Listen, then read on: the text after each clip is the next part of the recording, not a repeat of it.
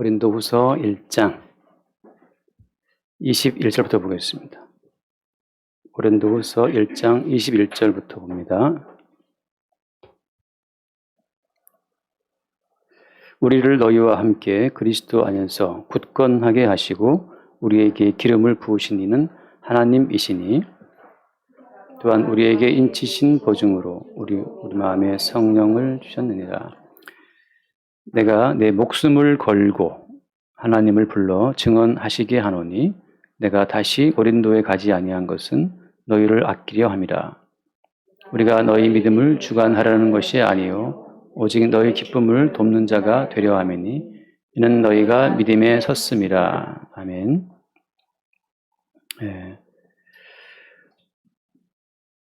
그 21절에 우리를 너희와 함께 그리스도 안에서 굳건하게 하시고, 우리의 굳건함이라고 하는 것은 그리스도 안에 있다는 것을 말씀하고 있어요. 우리는 개별적으로 살아가도록 창조된 자가 아니라는 사실입니다.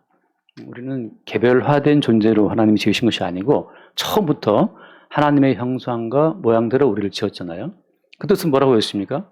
그 뜻은 하나님 자체가 그분의 형상과 모양대로 지음받은 우리 안에 들어오셔서 우리와 함께 살게 하시기 위해서 그렇게 지으신 거죠. 그러니까 원래 사람은 하나님의 거룩한 그릇이에요.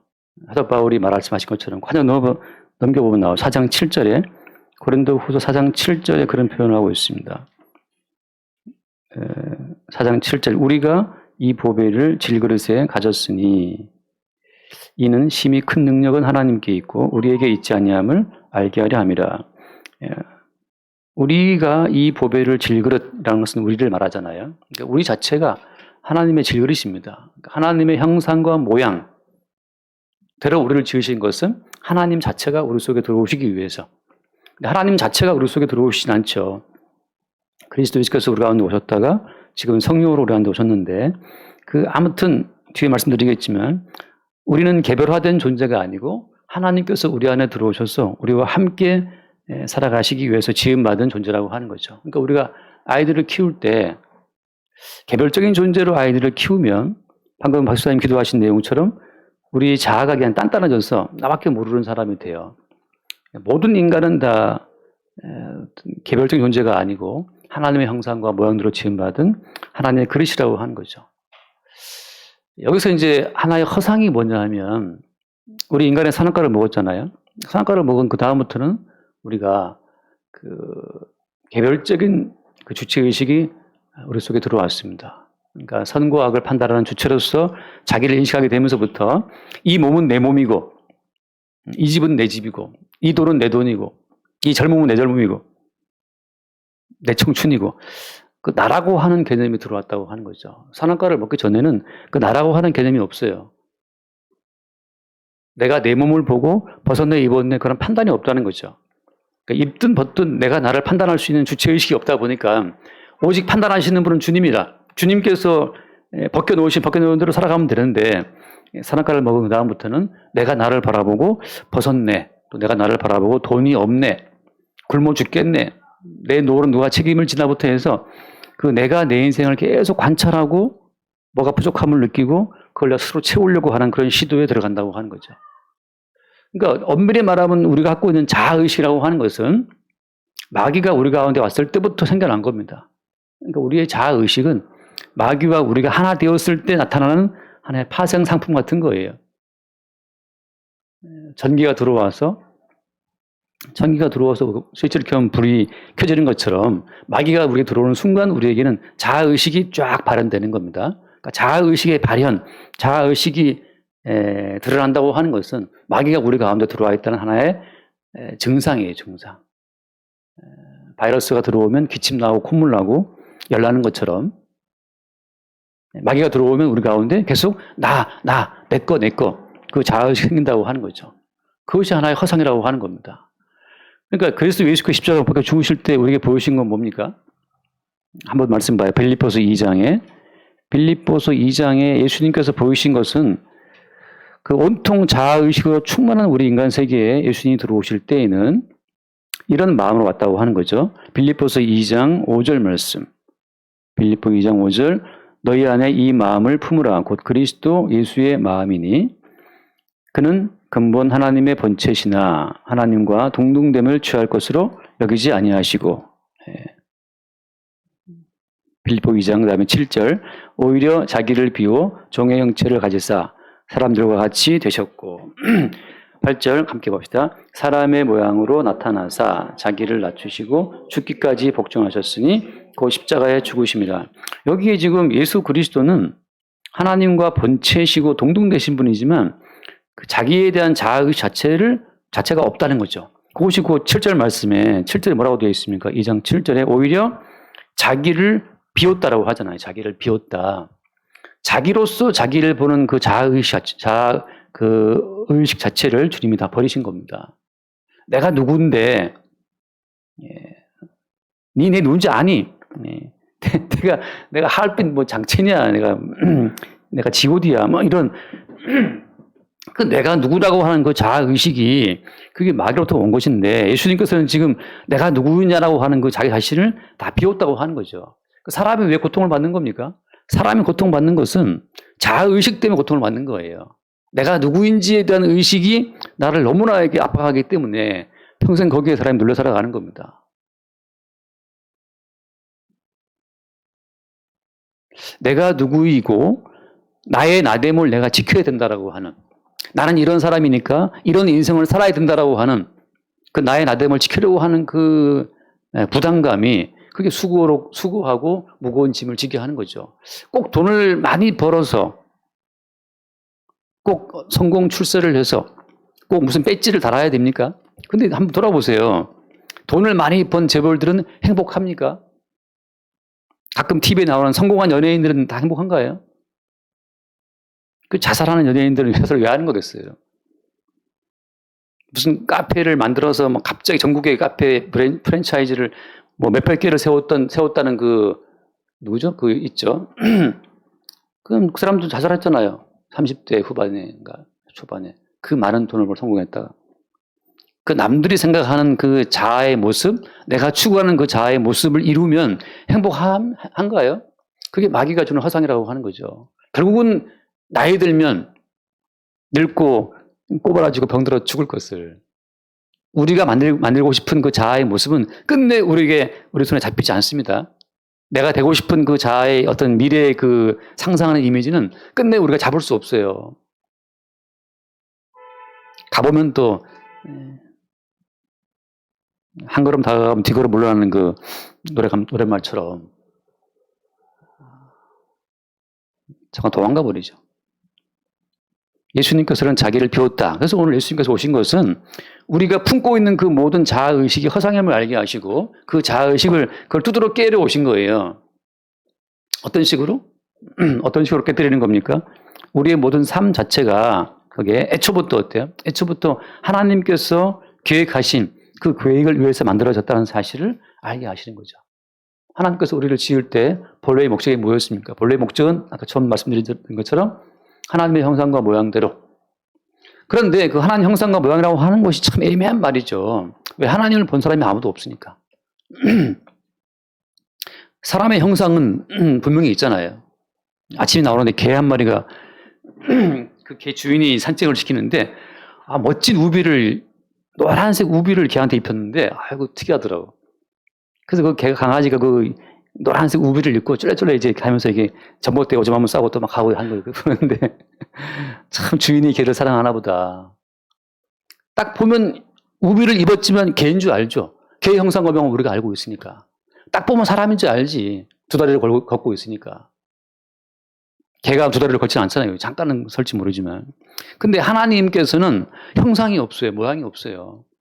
아무도 하나님을 본 적이 없습니다. 그래서 구약 때부터 하나님의 형상과 모양으로 사람을 지었다라고 할 때 하나님을 본 사람이 없기 때문에 막연히 사람이 생각할 때에는 이 사람의 모습이 하나님 모습인가 보다 하고서 이제 이 사람의 형체를 가지고 하나님을 유추한 거죠. 그래서 하나님도 눈이 있고 코가 있고 이 팔다리가 있는가 보다라고 생각을 한 거예요. 그렇게 이제 눈에 보이는 가시적인 물질적인 어떤 개념으로 하나님을 생각한 거죠. 그런데 어때? 신약시대에 와서 예수님께서 하나님을 아무도 본 사람이 없지만 예수님께서 이 땅에 오실 때 뭐라고 했습니까? 요한복음 1장에서 독생하신 하나님이라는 표현을 쓰잖아요.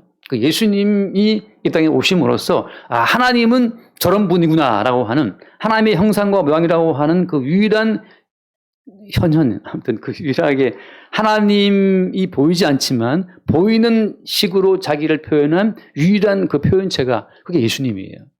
그러니까 우리는 지금 하나님에 대한 그 모습을 본 인간이 아무도 없지만 우리는 뭘 통해서 알 수 있는 겁니까? 육신으로 오신 예수를 통해서. 그러니까 하지만 육신으로 오신 그 예수님이 하나님이에요. 그러니까 육신으로 오신 예수님 이외에 다른 하나님을 소개하는 것은 다 거짓말하는 영이라고 하는 거죠. 육체로 오신 그 예수님이 곧 하나님이었다. 다른 말로 말하면 육체로 오신 하나님이에요.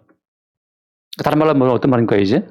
하나님의 형상과 모양대로 지음받은 인간이라고 하는 것은 사실은 어떤 거였어요? 이제 그리스도 예수께서 우리 안에 들어오시기 위해서 그 용도로 인간을 지었다고 하는 거죠. 바꿔 말하면, 그래서 인간은 개별적인 존재로 지음받은 것이 아니고 그리스도 예수의 지체의 한 부분으로 지음받은 겁니다. 그걸 사도 바울은 이제 신앙에 들어오게 되면 계속 머리는 그리스도요, 우리는 그 몸의 지체라는 식으로 표현을 해나갑니다. 우리 모든 성도는 그리스도 예수의 지체의 한 부분으로 지음받은 거예요. 바꿔 말하면 이제 우리 인생을 통제하시는 분은 누굽니까? 우리 인생 통제하시는 분은 우리가 아니고 그리스도 예수라고 하는 거죠. 그리스도 예수께서 우리의 머리가 되어서 우리 인생을 이끌어 간다라고 하는 것을 사도 바울이 지금 믿고 있고 그걸 고백하고 있는 거예요. 그 말은 좀 믿기 어렵다. 왜냐하면 예수를 우리가 본 적이 없으니까. 그죠? 우리가 아는 것은 살아가는 방법뿐이야. 그건 노랫말이지만 우리가 아는 건 뭡니까? 내가 내 인생을 만들어가는 걸 우리가 알고 있잖아요. 근데 내가 내 인생을 만들어 간다고 하는 그것이 아까 뭐라고 제가 말씀드렸어요? 그게 허상이라고, 허상. 왜 허상입니까? 그 어떤 인간도 자기가 원하는 인생을 자기 마음대로 만들어 가지 못하기 때문이죠. 지난주에 말씀드린 것처럼 왜 사람들은 약속을 지키지 못합니까? 약속을 못 지키는 이유는 뭐 때문이에요? 결혼할 때 반지를 서로 교환하면서 팥불이 되도록 뭐 사랑하겠습니까? 라고 요즘은 그렇게 안 묻죠. 유치하니까.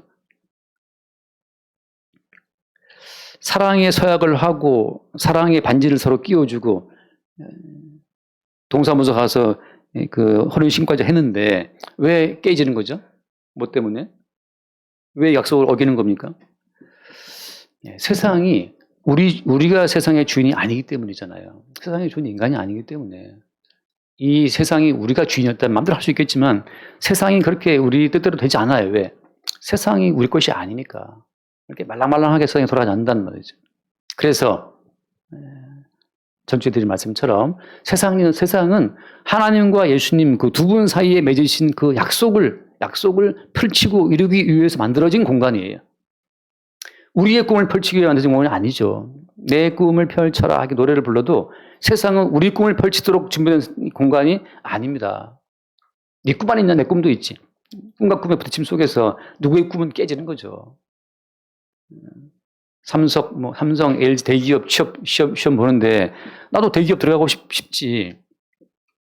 근데 그게 되나요, 마음대로? 서로의 꿈이 충돌하는데. 검사 되고 싶지. 됩니까, 마음대로? 판사 되고 싶지. 의사가 되고 싶고 다 되고 싶지만 각자의 꿈이 충돌하는 것 때문에 자기의 꿈들을 이룰 수가 없어요. 그 말은 무슨 말인가? 세상이라고 하는 것은 처음부터 하나님과 예수님 두 분 사이에 맺으신 약속을 펼치고 이루기 위해서 만들어진 공간이라고 하는 거. 그래서 우리는 우리의 약속을 지키지 못하는 무수히 많은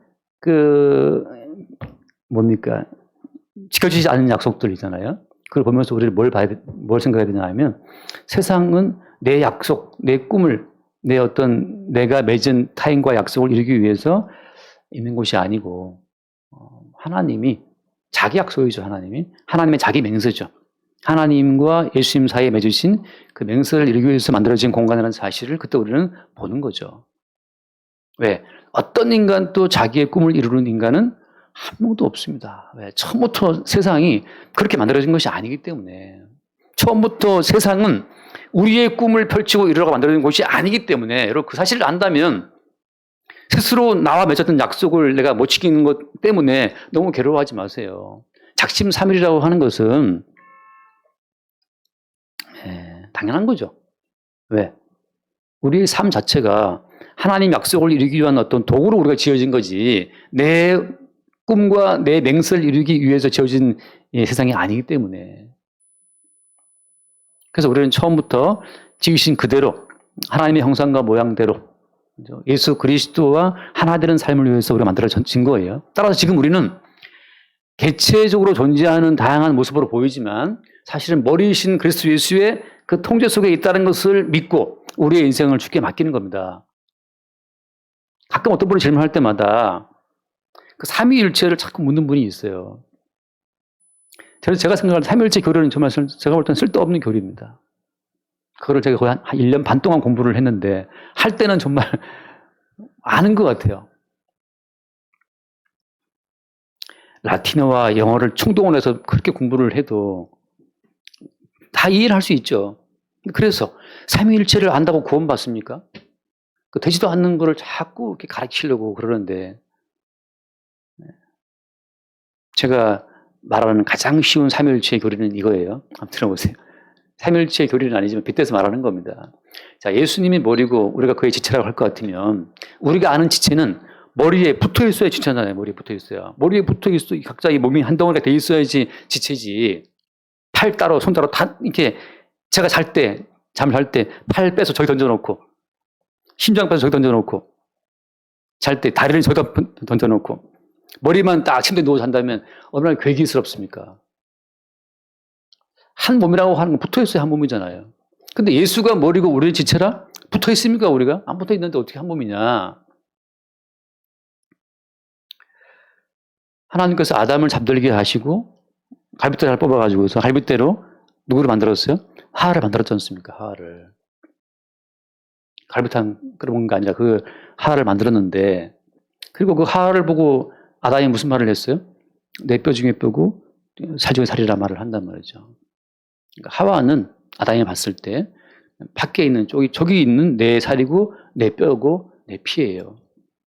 아담이 하와를 볼 때는 밖에 걸어 다니고 있는 저기 내 살과 내 뼈가 움직이죠. 그럼 저거 누구 몸이에요?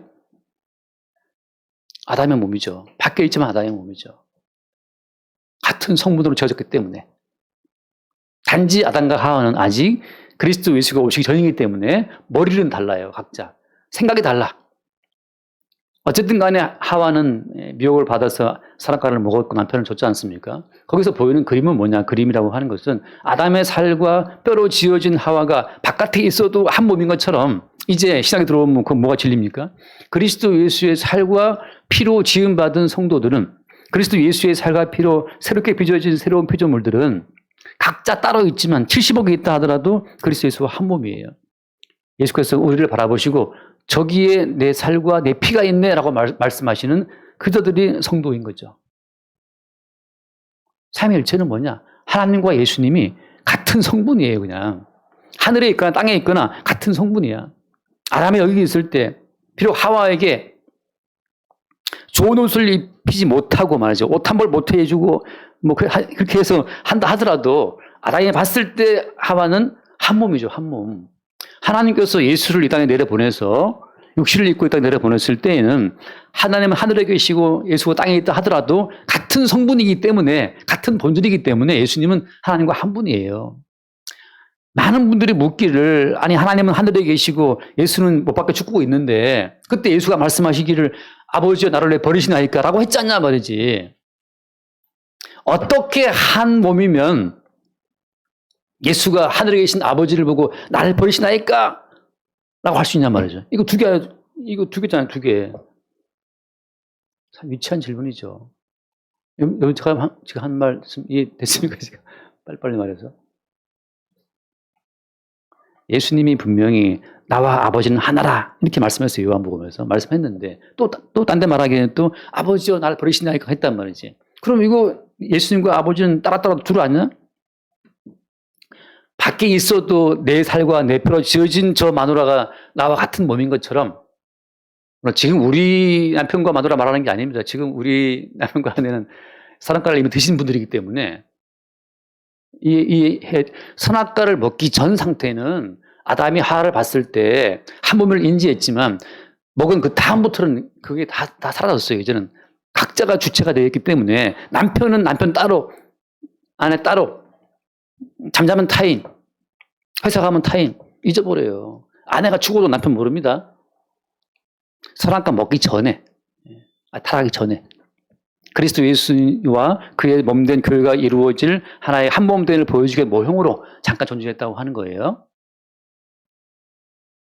많은 분들이 성경을 풀 때 선악과 사건 전에 있었던 일들을 선악과 사건 이후의 안목으로 막 해석하는 분들이 많거든요. 다 엉터리입니다. 이미 우리는 선악과를 먹고 타락했기 때문에 내가 주체가 되어서 모든 만물을 보는 상태이기 때문에 하나님의 모든 진리를 풀 수 없어요. 그래서 어쨌든 간에 하나님과 예수는 한 몸이라고 하는 거죠. 그래서 같은 본질이기 때문에 무슨 라틴어로는 뭐 substance인가 아무튼 그 용어를 수백 번을 들은 것 같아요. 같은 본질이다. 같은 본질이라는 말을 그렇게 제가 들을 때는 저걸 좀 쉽게 표현을 못하나? 제가 어느 날 성경을 보다가 제 나름 깨달은 거예요. 아담과 하와가 한 몸이었구나. 같은 뼈, 같은 살이었구나. 같은 피가 흐르죠. 같은 뼈니까. 뼈에서 피가 만들어지잖아요. 같은 뼈니까 같은 피가 흐르는 거죠. 그런 것처럼 이제는 그리스도 예수께서 자기의 살과 피를 우리에게 어떻게 하신다? 공급을 하심으로 말미암아서 예수가 보실 때 저거 내 마누라네, 내 신부네, 내 아내네, 내 지체네, 내 팔이네라고 하신다는 거죠. 그리스도 예수의 같은 살과 피를 우리가 받고 살기 때문에. 이것도 어려울 수 있어요, 물론 말은. 근데 원리는 그러합니다. 그래서 이제는 우리가 인생을 살아가면서 이제 뭘 보는 거냐 하면 내가 인생의 주체가 되어 살아간다라고 하는 그 허구, 그 허상을 실제 우리의 머리이신 예수님이 작동할 때마다 그걸 깨닫는 거예요. 자, 성도는 구원을 받기 위해서 막 달려가는 자들이 아닙니다. 성도는 이미 받은 구원이 어떤 구원인지를 매일 열어보는 거예요. 이미 내게 통장에 50억이 들어왔어. 그걸 매일 통장 열어보면서 50억이 있네. 요즘 뭐 통장 아마 되죠. 요즘은 휴대폰으로 보면 되잖아요. 무슨 인터넷 뱅킹 같은 걸로 다 볼 수 있잖아요. 이미 받은 100억을 매일 아침마다 확인하면서 쓰는 거죠. 저 높은 곳을 향하여 나아갑니다. 그렇게 아직 미진한 구원, 아직 이루어지지 못한 구원, 아직 이루어지지 않은 구원을 이루기 위해 달려가는 것이 아니고 이미 완성된 구원 속에서 우리는 어떤 존재였는데 우리가 구원되었는가라고 하는 완성된 구원을 바닥에 깔고 우리가 구원받은 우리의 실존을 매일매일 확인해 가는 거예요. 자, 오늘 본문을 좀 봐야 되겠죠. 고린도후서 돌아와서 21절 우리를 너희와 함께 그리스도 안에서 굳건하게 하시고 우리에게 기름을 부으신 이는 하나님이시니 이렇게 말할 때 자, 우리는 그리스도 안에서 그리스도의 한 몸으로 부르심을 받았습니다. 여기서 근데 뭐가 따라왔어요? 뒤에 보니까 우리에게 뭘 부었다? 기름을 부었다라고 하잖아요. 기름을 부었다. 기름이라고 하는 것은 구약적인 용어지만 구약에서 말하는 기름이란 무엇이냐? 기름은 머리에 부으면 머리카락을 타고 수염을 타고 옷깃을 다 적시는 것이 기름이에요. 그래서 기름이라고 하는 것은 하나됨을 말합니다. 하나님 아버지의 그 모든 성분이, 그 모든 사랑과 성품, 그 모든 것들이 머리에 부어져서 전체 온 몸으로 공급되는 것처럼 그래서 이 기름 부음을 신약에서는 성령이라고 보통 표현을 해요. 그래서 그 뒤에 말씀 22절 그가 또한 우리에게 인치시고 보증으로 우리 마음에 성령을 주셨다. 기름 부음은 곧 무엇이다? 성령이에요. 어떤 의미로다가 하나님 아버지 속에 들어있었던 그 모든 것이 그리스도 예수에게로 다 전가되었고 그리스도 예수에게 있는 그 모든 것이 이제 우리에게 다 전가될 때에는 무엇으로? 기름 부음으로, 무엇으로? 성령으로 주신다고 하는 거죠. 지난주에 제가 20절 말씀에서 20절에 거기 하나님의 약속은 얼마든지 그리스도 안에서 예가 되니라고 하잖아요. 하나님의 모든 약속은 그리스도 예수가 다 성취를 했어요.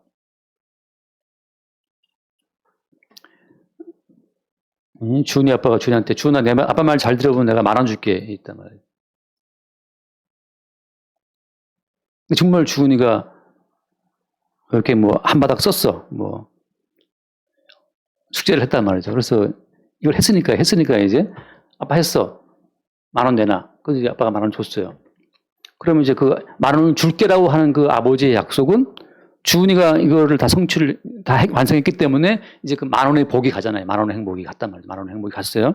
그런 것처럼 하나님 아버지가 약속하신 그 모든 약속이라고 하는 것은 아무도 성취하고 이룰 자가 없었는데 누가 이루었다? 예수가 다 이루었단 말이죠. 그래서 약속된 모든 10,000원의 행복이 아빠의 약속을 이룬 아들에게 가는 것처럼 성경에 약속된 모든 구원과 영생과 사랑에 관한 그 모든 복이 다 어디로 갔어요, 이제는? 다 예수께로 갔어요, 예수께로. 그래서 지금은 하나님께 가봤자 쫓겨납니다. 하나님 가서는 아무것도 얻지 못해요. 왜? 하나님께서는 모든 복을 이제 아들 예수에게 다 주셨기 때문에. 마태복음 28장 말씀이잖아요. 내가 하늘과 땅의 모든 권세를 내게 주셨으니 하나님께서는 이제 모든 권세를 다 예수께 다 넘겨줬어요. 왜? 그 예수님께서 아버지의 모든 약속을 성취하신 분이기 때문에. 이 사실을 믿지 못하면 계속 교회 나와서 하나님 달라고 떼쓰는데 하나님께 떼써봤자 없어요. 이제 하나님 주시지 않습니다. 심지어 뭐까지?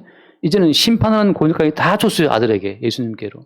하늘과 땅의 모든 권세, 심판하는 모든 권세, 영생의 권세, 구원받을 모든 권세, 그 모든 것이 다 지금 아들 예수께로 다 양도가 됐어요. 그래서 시골 할머니들처럼 그냥 뭐 하나님 빌어봤자, 하나님께 빌어봤자 아무것도 없다니까요. 다 틀렸어요. 누구한테? 아들 다 가서 아들한테.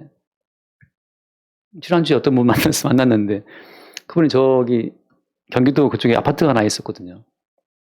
갑자기 여기 나타났어. 그래서, 여기 왜 오셨냐? 그거 뺏겼다는 거지. 누구한테? 유학 간 딸이 들어왔는데, 홀라는 그거 달라 해서 줬대요, 그 아파트를. 그래서 지금, 아파트 뺏겼어요, 딸한테. 이러고 여기 오셨더라고. 속으로, 그걸 왜 뺏겼어요? 갖고 계시지. 그래서 그냥 딸한테 아들 아파트 뺏기고, 지금 본인은 딴 데 사신다 하더라고. 이 얘기는 뭐 쓸데없는 얘기죠, 그죠?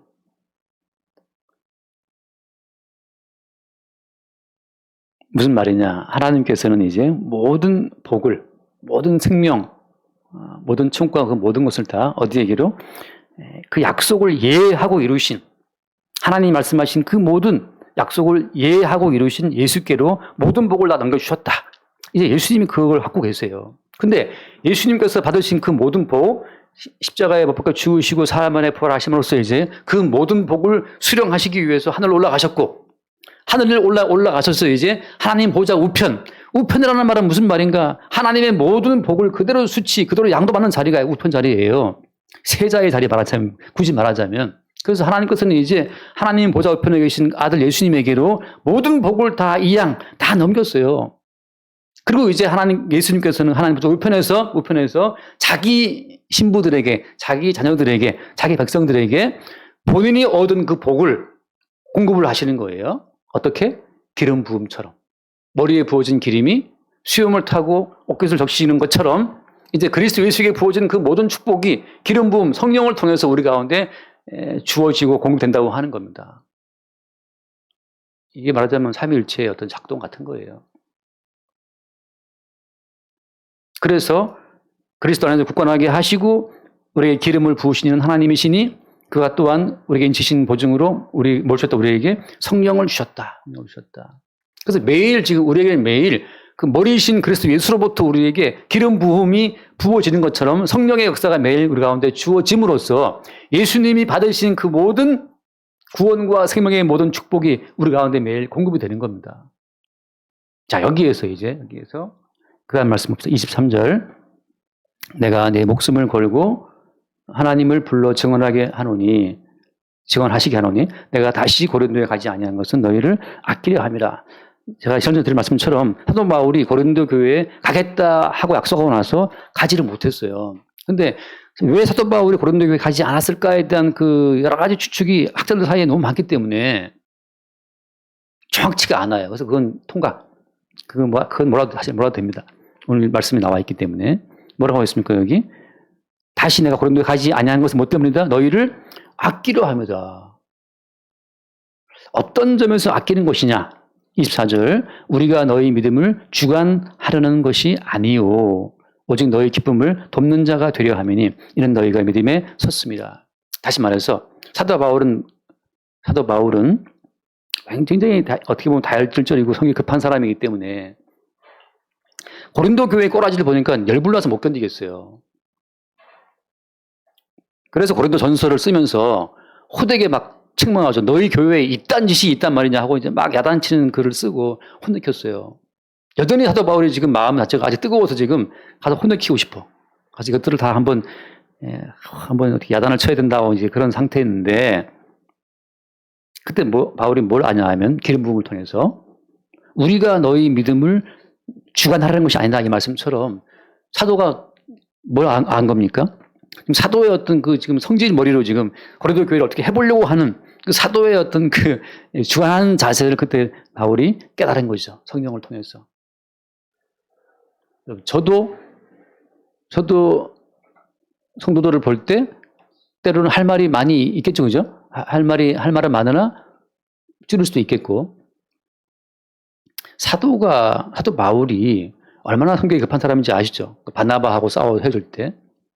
사도 바울을 이 선교의 세계에 소개하고 끌어들인 사람이 바나바예요.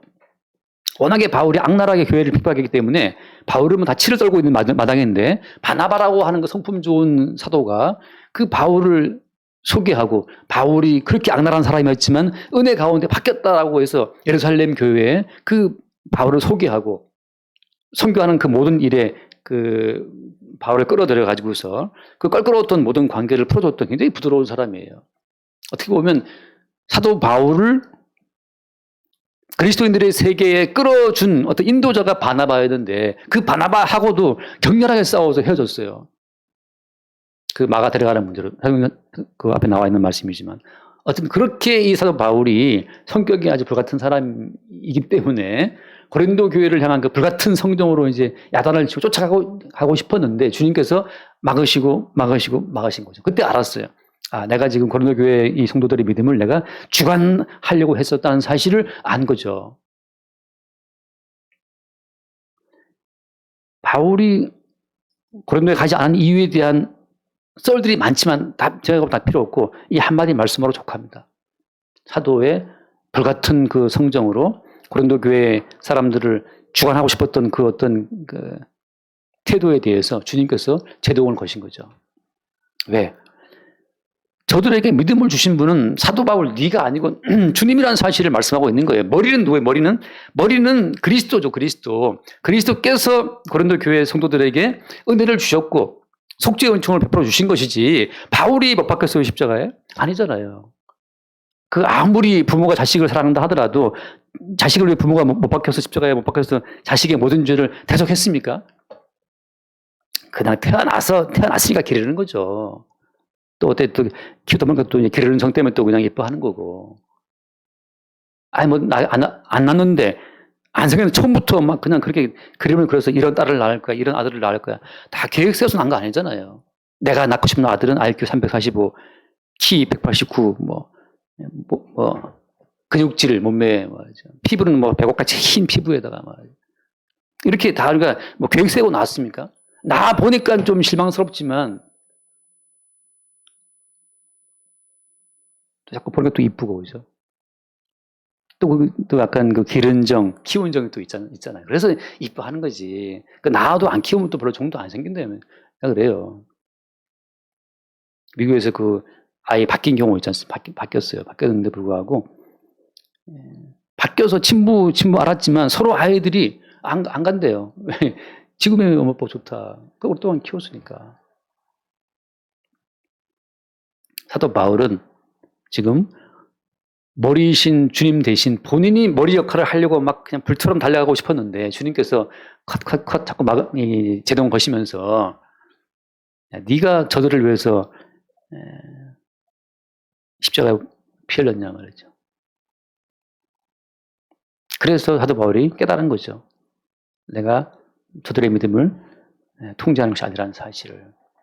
우리는 우리의 믿음을 통제하시는 주의 은총을 우리가 늘 새롭게 보는 겁니다. 잠깐 말씀 봅시다. 요한일서 2장, 여러분 유명한 말씀이지만 요한일서 2장 27절 말씀.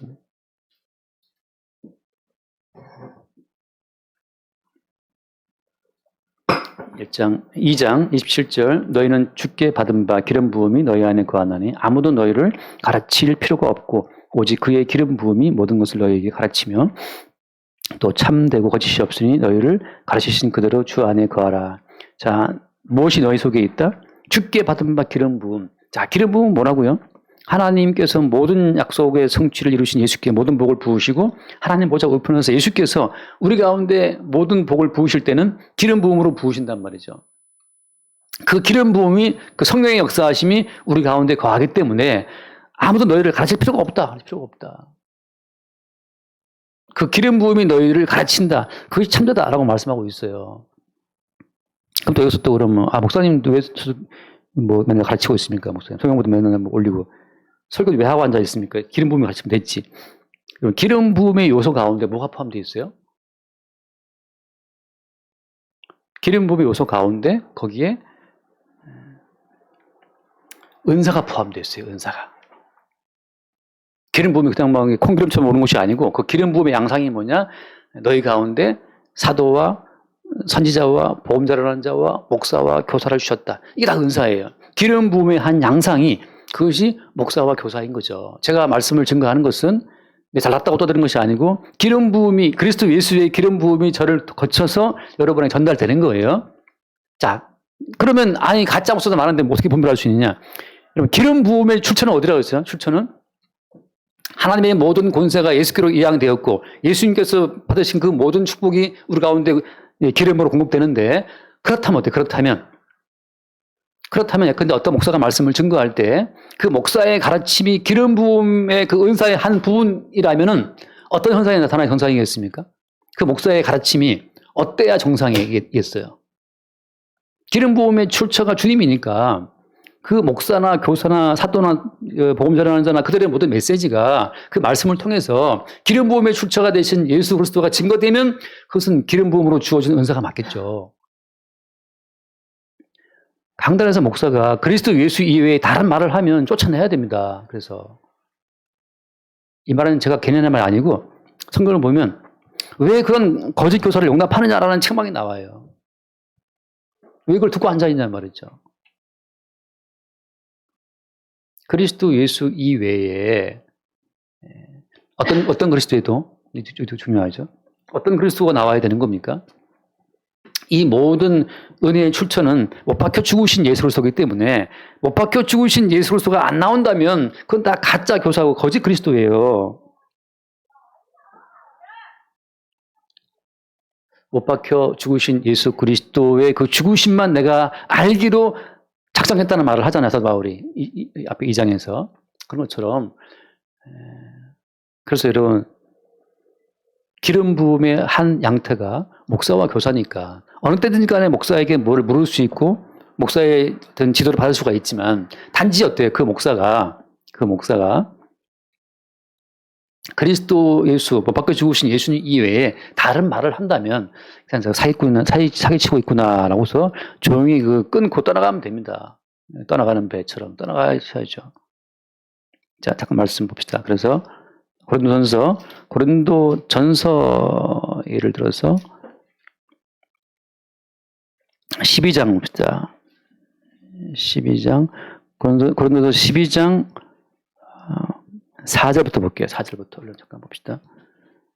은사는 여러 가지나 성령은 같고 12장 5절 직분은 여러 가지나 주는 같으며 또 사역은 여러 가지나 모든 것을 모든 사람 가운데 이루신 하나님은 같은. 여기 지금 뭐가 나와 있습니까? 4절에 보면 은사는 여러 가지지만 뭐는 같다? 성령 같고 성령 나오죠. 5절 직분은 여러 가지나 뭐는 같아요? 주는 같다.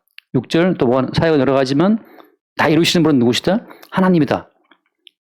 이 세 분이 지금 동일하게 한 몸처럼 움직이고 있는 겁니다. 7절 말씀. 각 사람에게 성령을 나타내심은 유익하게 하려 하십니다. 어떤 사람에게는 성령으로 말미암아 지혜의 말씀을, 어떤 사람에게는 같은 성령을 따라 지식의 말씀을, 다른 사람에게는 같은 성령으로 믿음을, 어떤 사람에게는 한 성령으로 병 고치는 은사를. 뭐 다 나오잖아요. 다 무엇이? 다 성령이, 다시 말하면 기름 부음이. 왜 이 모든 요소는 다 원래 누구의 거였습니까? 원래 다 하나님 거였는데 그것이 어디로 갔다? 예수께로 가고 이제는 그리스도 예수로부터 우리에게 기름 부음으로, 다시 말하면 성령으로 우리 가운데 다양한 양태로 공급이 되는 거예요. 이렇게 말씀을 나누는 것은 지혜의 말씀을, 지식의 말씀을 나누는 거죠. 그러나 이 모든 출처는 어디기 때문에? 그리스도 예수이기 때문에 이 모든 말씀의 맥락의 마지막에 그리스도 예수가 나오지 않으면 그것은 가짜니까 조용히 끊고 돌아서라 이 말이죠. 따라가야죠. 저는 그리스도 예수도 증거가 안 되는 교회에다가 헌금하는 분들도 보면 저는 이해가 안 가요. 다른 예수를 증거하는 그 사업장에다가 왜 아까운 돈을 바칩니까? 하나님이 뭐 주실 줄 알고? 그거부터 괴로워해 또. 또 교회가 들어서 또 괴롭다. 괴로워도 왜 나가? 그 끝에 있던 말씀 뭐죠? 12장 넘어가 같은 흐름의 말씀이지만, 그래서 이제 그 뒤에 나오지만 뭐 몸은 하나다. 몸은 하나고 지체가 많다. 다 한 몸의 원리를 말할 때에는 삼위일체라고 하는 용어를 제가 세게 했지만 그 같이 이제 기름 부음 안에서 우리 모든 성도는 그의 몸이기 때문에 그 말을 쓰는 거예요. 지체. 예, 그 13장 13절 읽고 정리 시간이 13장 13절 그런즉 믿음 소망 사랑 이 세 가지는 항상 있을 것인데 그중에 제일은 사랑이라. 이런 믿음 소망 사랑이라고 하는 그 출처는 다 어디입니까? 출처는 다 예수 그리스도 하나님 보좌 우편 거기 출처예요. 거기로부터 주께서 기름을 부어서 성령을 보내셔서 우리 가운데 본인이 받았던 그 모든 복을 나눠주시겠단 말이죠. 여기서 중요한 것은 뭐냐? 이 믿음이 그래서 결국은 그리스도 예수를 향한 믿음이고 그리스도 예수를 향한 소망이고 그리스도 예수에 대한 사랑이에요. 다른 것은 뭐냐? 자기 사랑, 자기 믿음, 자기 소망 이것이 바로 무엇이냐? 그리스도 예수 이외에 다른 기름 부음이고 다른 예수예요. 말씀을 들을 때마다 자기에 대한 믿음을 강화시켜주는 그 메시지는 가짜 메시지입니다. 어떤 식으로? 여러분 말씀 지킬 수 있습니다. 왜 말씀 안 지킵니까? 순종하십시오. 어제 실패했지만 오늘 지킬 수 있단 말이죠. 그렇게 우리가 말씀을 지킬 수 있는 것처럼 아직도 우리에게 어떤 하나님을 기쁘시게 할 만한 요소가 있는 것처럼 우리에게 대한 믿음을 심어주는 것은 그 자기 믿음인데 그 자기 믿음은 가짜 예수라고 하는 거죠. 우리에게 믿을 것이 뭐가 있어요? 정말 진정 그가 한 약속을 믿습니까? 우리 하는 말처럼 뭐 사람이 거짓말하나 돈이 거짓말하지 그런 말 있잖아요. 돈이 거짓말. 돈 꿔간 돈 안 갚으니까. 저 돈 꽂는데 안 갚은 친구 있어요. 지금까지도. 갚으려고 전화했는데 안 만나주질 않아. 그래서 그럼 우리 딸들이 듣고 있다가 아빠라도 전화를 할 때 돈 갚을게 말을 먼저 했어야 그 친구 만나다 가야지. 저는 이제 친구의 우정이죠. 야, 밥 한번 먹자. 그래서 돈 줄라 했는데 얘가 그래서 피해 계속.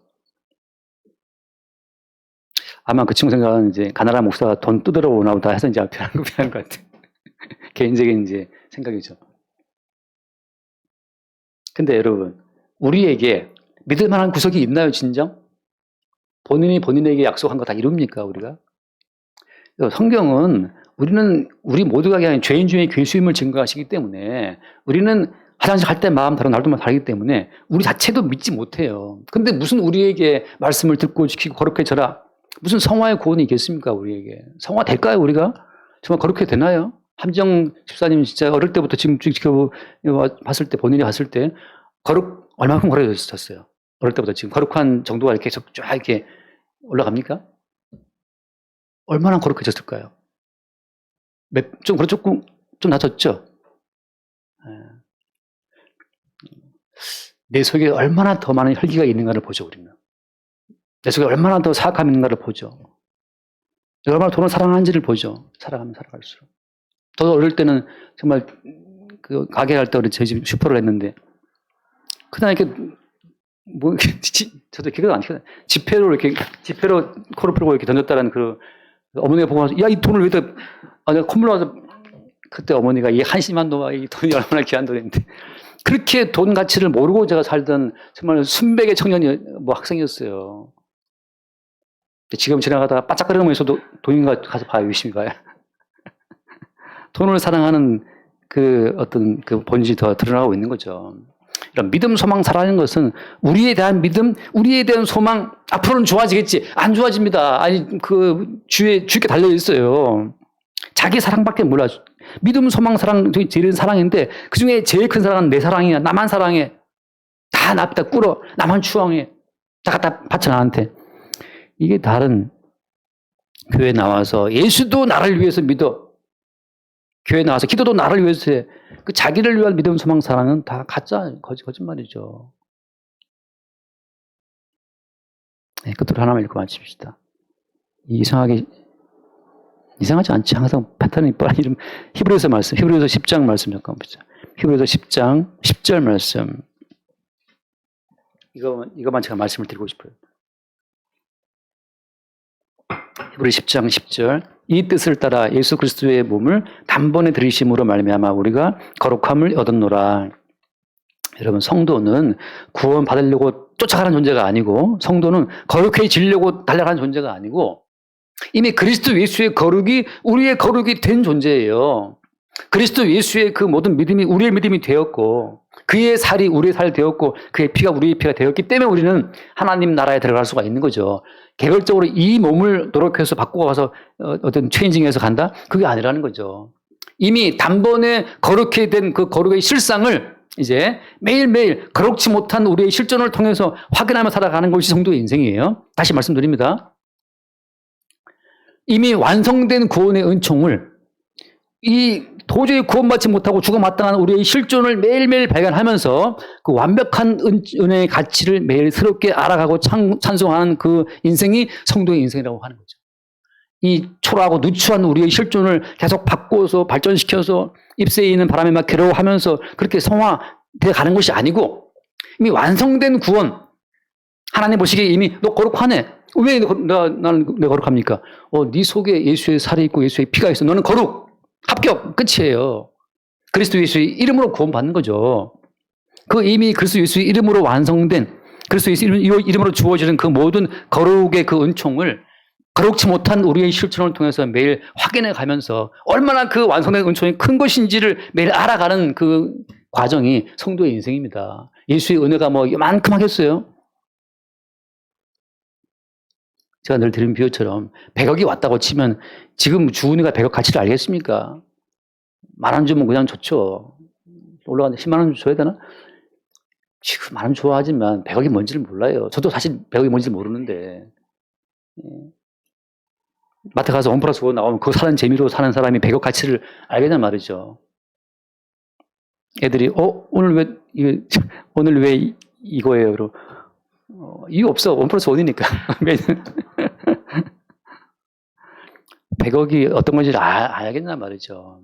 근데 예수 그리스도의 속죄의 그 가치를 우리가 몰라요. 모르는데 매일매일 우리의 그 누추한 죄악이 돌출되는 현장을 통해서 이것도 예수께서 이미 용서하셨구나.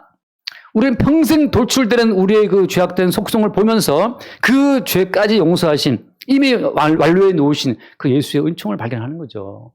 단번에 의롭게 된, 단번에 거룩해 된 그 가치를 우리는 매일 예수 안에서 발견하면서 인생을 살아가는 겁니다. 바울이 고린도 교회를 쫓아가고 싶었으나 그 고린도 교회를 향하신 주님의 사랑이 늘 발견되는 과정을 통해서 그래, 주께서 고린도 교회를 통치하시는구나 하고 맡기고 바울이 스톱한 거죠. 우리의 매일의 삶이 예수의 은총을 새롭게 볼 수 있는 삶 될 수 있기를 바랍니다. 기도하겠습니다. 주님 감사합니다. 모든 약속을 예하고 다 이루신 예수께서 하나님의 모든 복을 받으시고 이제 기름 부음으로 성령을 통해 우리에게 매일 그 복을 공급하시는 것을 새롭게 우리가 발견합니다. 우리 평생을 통해서 우리가 만들어가는 것이 아니라 주님이 공급하시는 공급의 은총, 그 모든 공급을 단번에 이루신 십자가의 은총을 우리의 평생 새롭게 알아가며 찬송케 하여 주옵소서. 우리 주 예수 이름으로 기도드립니다. 아멘.